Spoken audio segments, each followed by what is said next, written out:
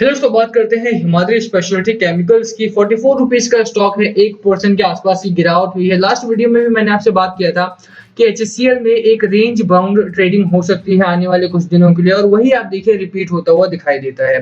Chart pattern पर भी अगर आप गौर करेंगे तो हमारा एक रेंज में स्टॉक चला जा रहा है, और उसी रेंज में आने वाले दिनों में भी रह सकता है, इसकी गुंजाइश भी सामने देखने को मिलती है।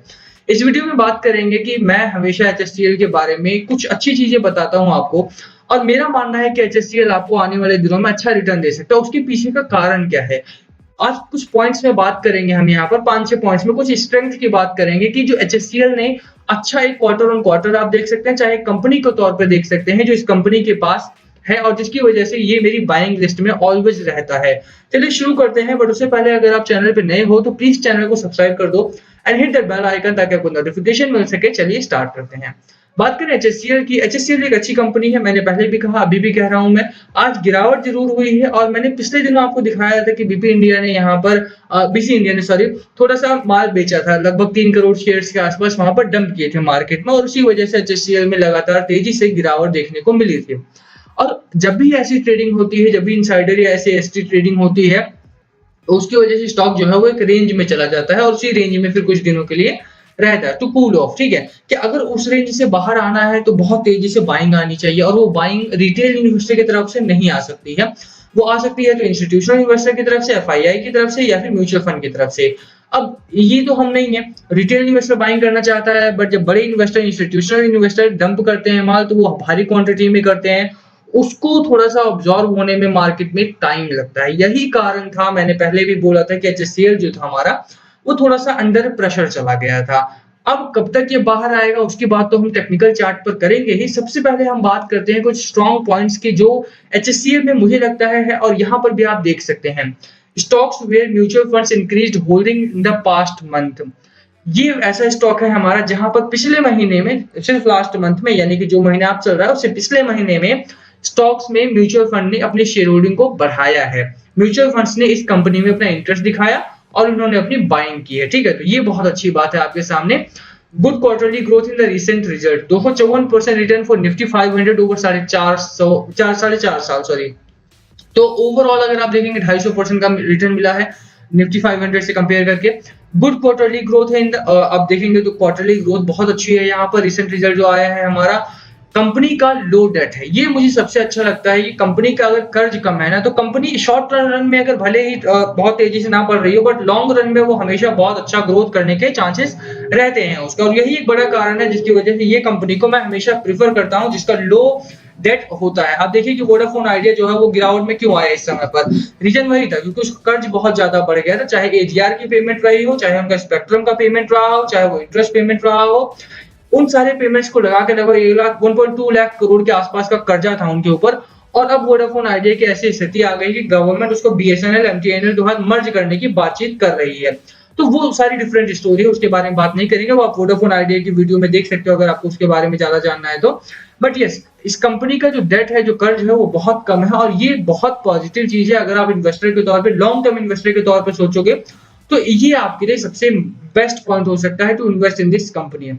Company with zero promoter pledge. Zero promoter pledge का क्या मतलब है, प्रमोटर्स ने अपने हिस्से के शेयर्स में कुछ भी बैंक के पास रख के लोन नहीं लिया हुआ है, जीरो प्रमोटर प्लेज है। यहाँ पे बड़ी बड़ी कंपनीज में भी अपनी कंपनी के शेयर बैंक में रख के लोग लोन लेते हैं, बट ये एक ऐसी कंपनी है जो टोटली कैश फ्लो से चल रही है, जो कि डेली बेस कैश फ्लो है, मंथली कैश फ्लो है, उससे रन की जा रही है, कोई लोन नहीं लिया गया है आफ्टर प्लेजिंग द शेयर्स। ठीक है, एफआईआई एफपीआई ने अपनी शेयर होल्डिंग को इंक्रीज किया है, इंस्टीट्यूशंस ने अपनी शेयर होल्डिंग को इंक्रीज किया है, म्यूचुअल फंड्स इंक्रीज, एमएफ आप इसे माइक्रो फाइनेंस भी कह सकते हैं, micro finance increase their share holding last quarter. Micro finance ने भी अपनी शेयर होल्डिंग को यहाँ पर इंक्रीज किया है लास्ट क्वार्टर में। तो आप देख सकते हैं कि कितने स्ट्रॉन्ग पॉइंट्स हैं, और जिसकी वजह से मैं ये रिकमेंड करता हूं कि एचएससीएल एक अच्छा स्टॉक और होल्ड करके रखना चाहिए। बेचने की गलती इस स्टॉक को नहीं करनी चाहिए। 6 के 6 पॉइंट्स आप ट्रेंड लाइन पर दोबारा भी जाकर के देख सकते हैं। But yes, these are the points because of which मैं हमेशा इसको रिकमेंड करता रहा हूं, और जब तक मुझे लगेगा कि कंपनी में लो डेट है, जब तक मुझे लगेगा कंपनी में अभी तक प्रमोटर्स ने अपने कोई शेयर्स प्लेज नहीं किए हैं, तब तक मैं इस कंपनी को रेकमेंड करता भी रहूंगा। ठीक है, अब बात करते हैं इसके फाइनेंशियल सिचुएशन की, जिसकी मैं हमेशा बात करता हूं। अभी आप देखिए कि यहाँ पर क्वार्टरली रिजल्ट्स की आप बात करें, क्वार्टरली रिजल्ट्स भी बहुत अच्छे आए हैं हमारे सामने, अच्छी ग्रोथ हुई है इन द सेंस यार। आप देखोगे मार्जिन्स में ठीक-ठाक अभी भी मेंटेन किया है बाजार ने, रेवेन्यू ठीक-ठाक मेंटेन किया है, जबकि इस क्वार्टर में आप देखिए कि लॉकडाउन वगैरह भी लगाया गया था, उसके बावजूद भी कंपनी ने अपने आप को मेंटेन किया है, लॉस नहीं पोस्ट किया है लास्ट ईयर की तरह। तो ये बहुत अच्छी बात है आपके सामने, ठीक है। अब हम बात करें इसकी डिलीवरी की, तो डिलीवरी में अगर आप देखेंगे तो डिलीवरी भी ठीक-ठाक इस स्टॉक की उठाई जा रही है। जहाँ पर छोटा स्टॉक है वहाँ पर 28%, 30%, 35% की डिलीवरी बहुत अच्छी होती है। मिलियंस में शेयर्स ट्रेड हो रहे हैं और अभी तक एक स्ट्रॉन्ग कंपनी है, इसी वजह से इसमें इंट्राडे बंद नहीं है। ये एक अच्छी कंपनी की मानी जाएगी, क्योंकि लोग इंट्राडे भी कर सकते हैं, लोग इस स्टॉक को मूव करवा सकते हैं डे बाय डे भी, और आप देखिए कि आप इसमें बीटीएसटी भी कर सकते हैं। तो अच्छा स्टॉक है, आप खरीदारी कर सकते हैं इस स्टॉक में। चार्ट पैटर्न की बात करें, कहां पर सपोर्ट है, कहां पर आपको खरीदारी करनी चाहिए या नहीं करनी चाहिए, तो देखिए सपोर्ट आपका इस समय पर 39 के आसपास है और ये अभी लाई करेगा, अभी ये मजबूती से पकड़े रहेगा इस कंपनी को। यहाँ से नीचे की गिरावट नहीं होनी चाहिए। पहला जो रेजिस्टेंस आपको स्ट्रॉन्ग रेजिस्टेंस आएगा वो 53 के आसपास आएगा। तो खरीदारी करनी हो तो यहाँ इस पॉइंट पर भी कर सकते हैं जहां से हमारा स्टॉक ऊपर निकला है। आप चाहें तो स्लो बाइंग कर सकते हैं, यानी कि बाय और डिप्स की स्ट्रेटजी लेकर के भी खरीदारी कर सकते हैं इस स्टॉक में। अच्छा स्टॉक है, इसमें कोई दो राय नहीं है, बट कुछ चीजें आपको जाननी होंगी। ऐसा नहीं है कि कंपनी में सब कुछ ही अच्छा है, खराब कुछ नहीं है। आप देखिए कि टेक्निकल्स अभी खराब हैं और उसी कारणवश ये स्टॉक जो है आपका अभी रेंज में रहने वाला है। तो शॉर्ट टर्म के लिए इन्वेस्टमेंट बेकार रहने वाली है। इसमें आरएसआई आपका ओवरसोल्ड जोन के करीब है, मैकडी आपका बेयरिश मोमेंटम में है। तो अगर आप अभी बाइंग करते हैं तो आपका हो सकता है कि कुछ दिनों के लिए आने वाले 2 से 3 महीनों में पैसे का कुछ ना हो, कम हो सकता है, 2% बढ़ सकता है, 3% डाउन हो सकता है, इसी तरह से रेंज आपका चलने वाला है। तो बहुत बड़ी मूव की उम्मीद आपको इसमें नहीं करनी चाहिए। शॉर्ट टर्म का स्टॉक इन द सेंस नहीं है ये। अगर आप शॉर्ट टर्म के लिए ढूंढ रहे हैं तो HCL इज नॉट रिकमेंडेड। यहाँ से आपको कुछ नहीं मिलने वाला है in the short term. HCL में अगर आप देखेंगे तो ठीक-ठाक शेयर होल्डिंग है, ठीक-ठाक फाइनेंशियल सिचुएशन है, म्यूचुअल फंड, एफआईआई सबने अच्छा पैसा लगाया है, खरीदारी की है, डिलीवरी अच्छी उठाई जा रही है, बट उसके बावजूद भी शॉर्ट टर्म के लिए मैं इसे रिकमेंड नहीं करूंगा, क्योंकि टेक्निकल एनालिसिस में आप देख सकते हैं कि ये अभी एक रेंज में ट्रेड कर रहा है और इसी रेंज में ये कुछ दिनों के लिए रहने वाला है, क्योंकि बीसी इंडिया वगैरह ने जो माल डंप किया है उसकी वजह से ये कूलिंग ऑफ पीरियड में जा गया है। ठीक है, अब बात करें बाजार की, क्या बाजार सपोर्टिव है HCL को लेकर के या नहीं। देखिए बाजार इस समय पर छोटे स्टॉक्स किसी भी स्टॉक को लेकर के सपोर्टिव नहीं है। HCL हो, HFCL हो, IDFC फर्स्ट बैंक हो, PNB हो, IRFC हो, NGC हो, ये कोई और स्टॉक हो, आलोक इंडस्ट्री हो, नालको हो, बहुत सारे स्टॉक्स हैं इस समय पर जो कि अंडर प्रेशर परफॉर्म कर रहे हैं। रीजन यही है कि स्टॉक मार्केट हो गया हमारा, ये जो अभी इंस्टीट्यूशनल इन्वेस्टर हैं वो बड़े स्टॉक्स को पुश करने की कोशिश कर रहे हैं। जो स्टॉक प्रिडिक्ट किया जा रहा था कि 15 से 20% सालाना रिटर्न देंगे, वो स्टॉक्स भी इस समय पर 35%, 40% का रिटर्न दे रहे हैं एक सालाना। बड़े स्टॉक्स की बात कर रहा हूं मैं यहाँ पर, ठीक है। और रीजन वही है कि अब जो टीवी वाले हैं या न्यूज़पेपर वाले हैं वो बड़े स्टॉक्स को पुश कर रहे हैं एक तरह से। रिलायंस आप देखिए 2200 रुपए का हो चुका है, ब्रिटानिया आप देखिए बहुत अच्छी ग्रोथ यहाँ पर देखने को मिलती है।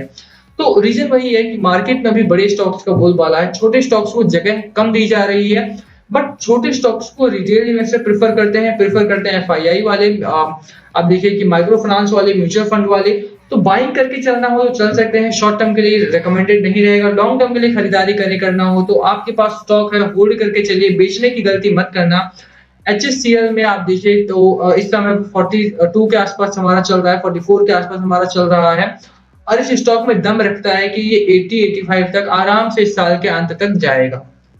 ठीक है, जिसका ट्रैक रिकॉर्ड है, जिस तरह की कंपनी और गवर्नमेंट की जो पॉलिसीज आई हैं रिसेंटली भी आप देखेंगे, चाहे वो NIM की पॉलिसी हो, वो सारी पॉलिसी सपोर्ट करती है हमारी स्पेशलिटी केमिकल वाले सेक्टर को। और लो डेट की कंपनी है, इसमें ग्रोथ अच्छी होने के चांसेस, एक बार पुश मिलने की जरूरत इसको है बस। ठीक है, वो पुश मिलता है तो कुछ लोग बेच देते हैं माल, वो गलती हो जाती है थोड़ी सी, इसलिए ये थोड़ा सा रेंज बाउंड आ जाता है, बट स्टिल मार्केट में आप शेयर्स को आने दीजिए, कोई बात नहीं है, थोड़ा रेंज सही है। उसके बाद स्टॉक में एक अच्छी प्रॉफिटेबिलिटी की उम्मीद आपको करनी चाहिए, अच्छा प्रॉफिट आपको इस स्टॉक से मिलेगा। होल्ड करके चलने की रणनीति मेरी रहेगी, खरीदारी ना करें, शॉर्ट टर्म वाले, लॉन्ग टर्म वाले भी अवॉइड करें इस समय पर, तो ज्यादा बेहतर रहेगा। बाकी लास्ट कॉल आपका होना चाहिए, बाय करना है, सेल करना है या होल्ड करना, क्या है आपकी स्ट्रेटजी, प्लीज कमेंट करके शेयर करना।